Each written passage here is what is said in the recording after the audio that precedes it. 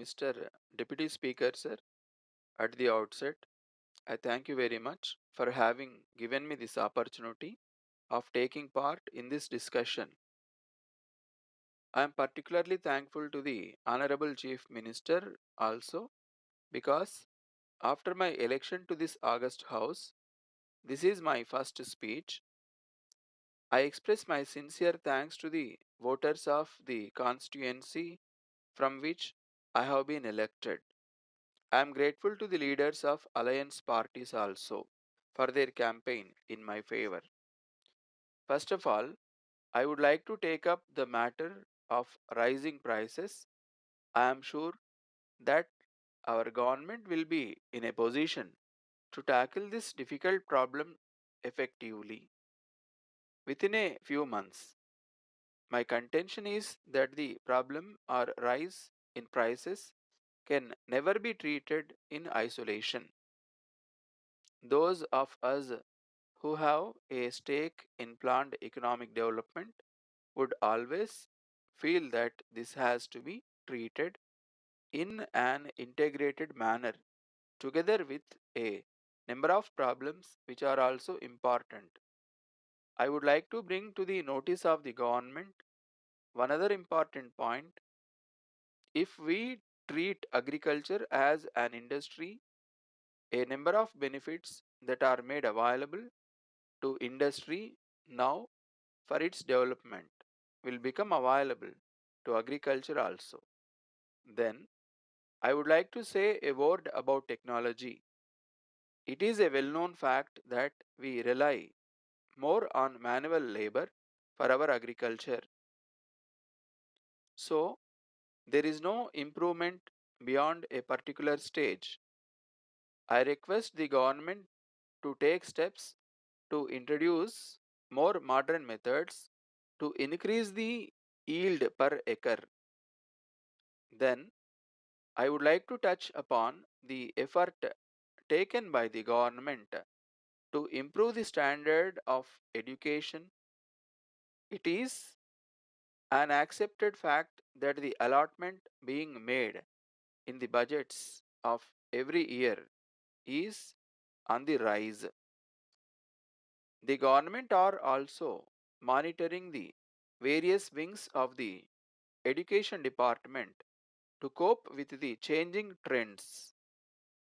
I request the government to give priority to the important needs of the school going children. The government should see that all students get their textbooks in time.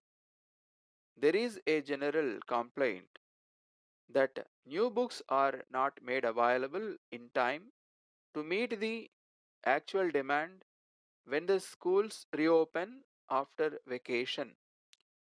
The teaching community should be alive to the changing situations and impart education to the students. They should not lag behind when compared to the other states. In this connection, I am confident that the government will also look after the welfare of the teaching community. We have to bear in mind one other important matter, and that is about the public distribution system. The government are taking steps to supply food articles at subsidized rates to the people below the poverty line. Though the subsidy element is more, the intention of the government is to serve the poor and needy in the larger interests of the state.